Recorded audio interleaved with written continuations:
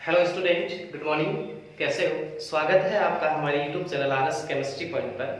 तो देखिए विद्यार्थियों, जो हमारा टॉपिक था पिछली क्लास के अंदर जिसमें हमने पढ़ा था फ्रीडल क्राफ्ट अभिक्रिया, और मैंने वहां पर बताया था कि हमारे यहाँ 2 रिएक्शन बच गई है, लेकिन वो टॉपिक थोड़ा बड़ा होने के कारण उस क्लास में केवल वही आया था, क्योंकि वो बड़ी क्लास हो गई थी, उसको समझाने में थोड़ा सा लंबा समय लग गया था।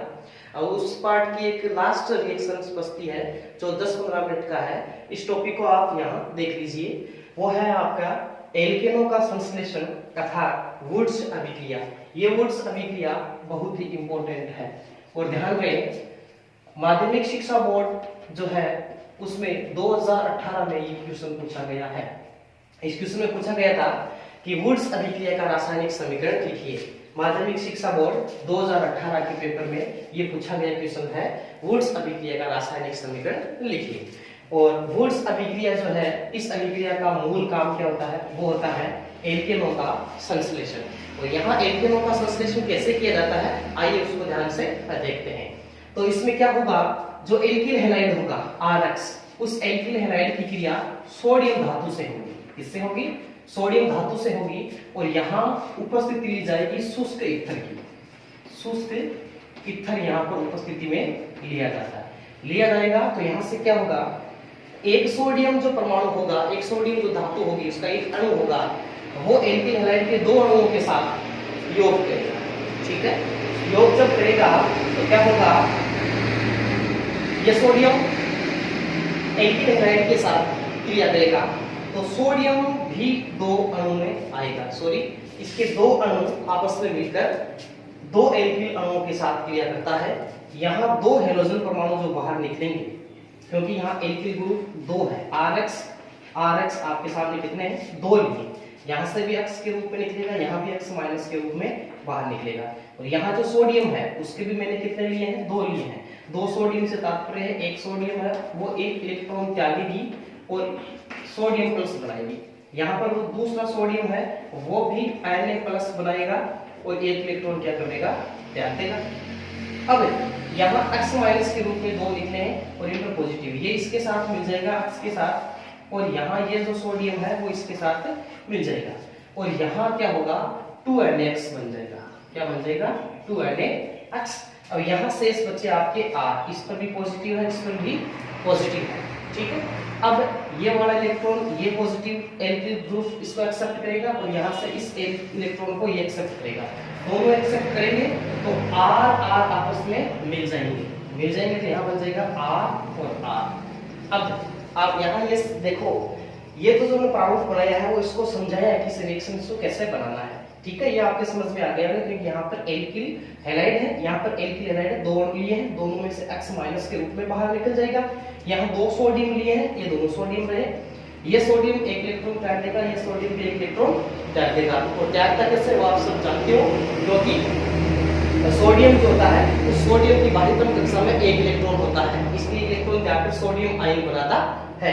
अब ये सोडियम आयन है वो दोनों X के साथ मिलकर NaX बना लेगा, 2NaX बाहर निकल जाएंगे और 2 एल्किल समूह बाहर बच जाएंगे, वो RR जुड़कर एल्केन का निर्माण करेंगे। अब यहाँ जो हमारी अभिक्रिया है उस अभिक्रिया में कहा गया कि एल्केनों का निर्माण। तो देख लीजिए यहाँ 2 RX 2 Na के साथ मिलकर 2 NaX बाहर निकल जाएंगे, 2 Na और 2 X बाहर निकल जाएंगे, RR आपस में जुड़ जाएंगे और क्या बन जाएंगे? एल्केन। ये है एक एल्केन। ठीक है, जैसे कि एक उदाहरण की बात करें, मान लीजिए आपके पास है CH3I प्लस 2Na, इसके भी हमें 2 अणु लेने पड़ेंगे, और वही आपके शुष्क ईथर इसमें उपस्थिति के रूप में रहेगा, शुष्क ईथर। अब यहाँ से 2I बाहर निकल जाएंगे, 2 अणु लिए तो 2I निकल जाएंगे, 2 Na के साथ में मिलकर आपके बन जाएगा 2NaI। और यहाँ 2 R बच गए, 2 R का मतलब 2 CH3, वो दोनों CH3 आपस में जुड़ जाएंगे तो रहेगा CH3 और 2 कार्बन है इसलिए इसे कहेंगे एल्केन, और एल्केन में इसका नाम है एथेन। तो यहाँ आप देख सकते हो क्या बना है? एथेन।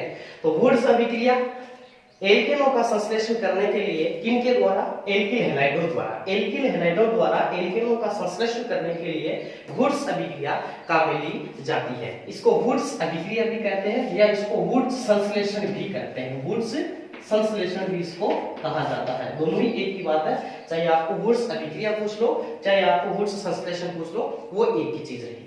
यहाँ ये एक साधारण सा इसमें समीकरण रहेगा जो आप अपनी कॉपी में लिखोगे।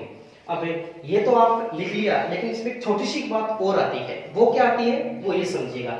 मान लीजिए यहाँ आपके पास जो एल्किल हैलाइड लिया है, इस एल्किल हैलाइड में दोनों के दोनों सेम है, यानी मेथिल आयोडाइड लिया तो दूसरा भी क्या है मेथिल आयोडाइड। लेकिन एल्किल हैलाइड भिन्न भिन्न हो तो क्या हो सकता है?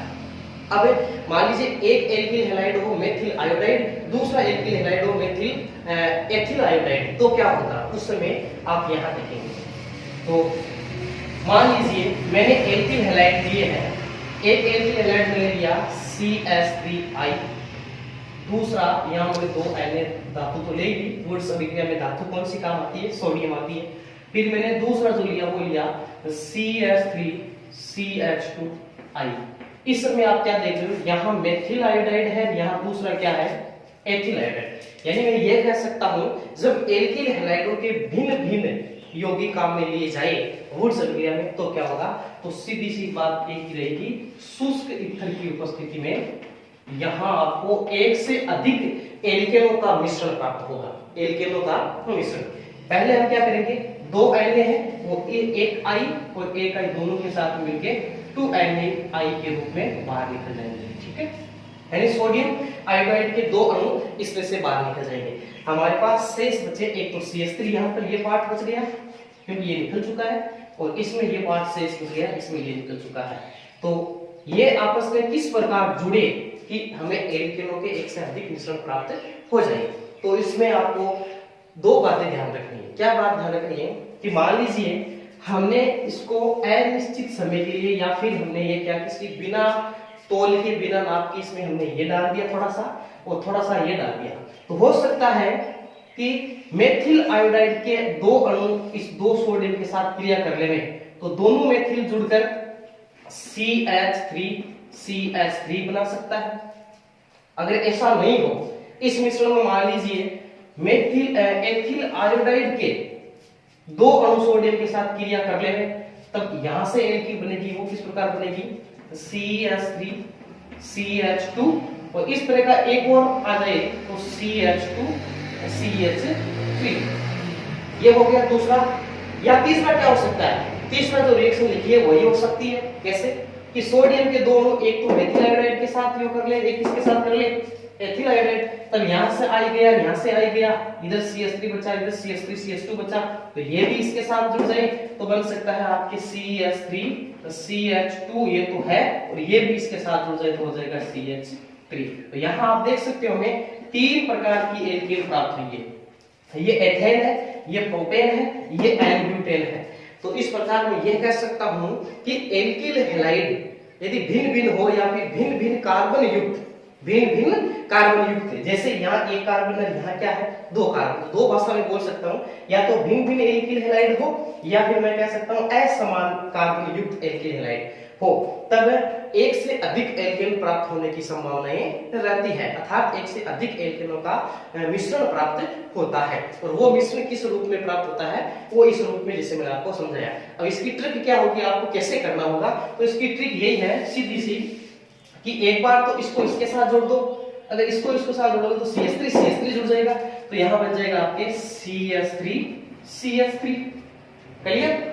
अब की बार इसको इसके साथ जोड़ दो, यानी इसके 2 अणु ले लो साथ में, तो CH3CH2 ये, और इस जैसा ही एक और आ जाए वो CH2CH3 हो गया। और अब क्या करना है तीसरी बार, एक इसका ले लो, एक इसका ले लो, तो अब की बार हो जाएगा CH3CH2CH3। ये पार्ट यहां वाला है और ये पार्ट जो है वो यहां वाला है। तो इस प्रकार आपके पास एक छोटी सी ट्रिक भी है कि एल्किल हैलाइड भिन्न भिन्न हो तो किस प्रकार आप यौगिक बनाओगे, कंपाउंड बनाओगे, उत्पाद बनाओगे। तो उसके लिए ट्रिक ये है कि एक बार इसको ले लो अपने साथ, एक बार इसको ले लो और एक बार इसको ले लो। अब इसको कैसे ले वो भी समझना जरूरी है। कई बार ये समझ में नहीं आता है, तो इस प्रकार समझो कि मान लीजिए 2 सोडियम इसके 2 अणुओं के साथ योग कर रहा हो, जबकि मिश्रण तो इसका भी है, लेकिन इसका कोई फिक्स माप नहीं है हमारे पास। हमने इसको अमापित या बिना माप के ही डाला है, क्योंकि रिएक्शन तो ये अकेला भी कर सकता है, तो ये भी कर सकता है, इसलिए यहाँ पर मिश्रण प्राप्त होता है। तो एक बार ये अपने साथ, एक बार ये अपने साथ, और दूसरी बार इसका ये पार्ट और इसका ये पार्ट आपस में मिल जाए। तो इस प्रकार वुड्स अभिक्रिया के अंदर सोडियम धातु समान एल्किल हैलाइडों के साथ भी योग कर सकती है और असमान एल्किल हैलाइडों के साथ भी योग कर सकती है। अगर समान एल्किल हैलाइड हो, जैसे मेथिल आयोडाइड ही हो दोनों, तब आपको केवल एक ही एल्केन प्राप्त होगी, चाहे वो कोई सी भी हो। और यदि आपके पास 2 प्रकार के एल्किल हैलाइड जो भिन्न भिन्न कार्बन युक्त हो, जैसे इसमें एक कार्बन है, इसमें 2 कार्बन है, तब एक से अधिक एल्केनों का मिश्रण प्राप्त होता है, जैसा कि इस रिएक्शन में आप देख सकते हो। तो ये रिएक्शंस दोनों जो पीछे वाली थी और ये थी, वो अपनी कॉपी में आप उतार लीजिए और उतारने के बाद इसको समझ लीजिए। मेरी थ्योरी पर ध्यान दें और थ्योरी को आप अपनी कॉपी में लिख लें। तो आज की क्लास जो थी एल्केनों के संश्लेषण की, वो यहीं खत्म करते हैं। अगला जो अपना टॉपिक आएगा वो आएगा विलोपन अभिक्रियाओं, अर्थात रासायनिक गुणधर्म जो थे उनमें सेकंड पार्ट रहेगा अपने विलोपन अभिक्रियाओं। विलोपन अभिक्रिया कैसे होती है उनको हम समझेंगे अगली क्लास में। आज की क्लास के लिए धन्यवाद। कोई भी क्वेश्चन हो वो कमेंट बॉक्स में पुट अप करें, आपको इसका आंसर मिल जाए। तो ये रिएक्शंस आपने देख ली। तो रिएक्शन समाप्त करने के बाद मैं आपसे एक छोटी सी गुजारिश करूंगा कि इस लॉकडाउन को देखते हुए हमने हमारे YouTube channel RS chemistry point को आपके लिए लेके आए हैं और बहुत सी क्लास और मेहनत करके हम आपको पहुंचा रहे हैं। यदि आप तक हमारी क्लास पहुंच रही है और आप देख रहे हो, हमारे कंटेंट आपके पास पहुंच रहे हैं, तो वीडियो देखकर एक बार लाइक जरूर करें। आप लाइक करोगे तो हम ज्यादा से ज्यादा मोटिवेट होंगे, हमारा हौसला बढ़ेगा, ताकि हम ज्यादा मेहनत करके आप तक क्लास लेके आए। इसलिए लॉकडाउन का पूरा फायदा उठाएं, घर पर रहें, सुरक्षित रहें और भारत सरकार द्वारा दिए गए सभी निर्देशों का पालन करें। धन्यवाद।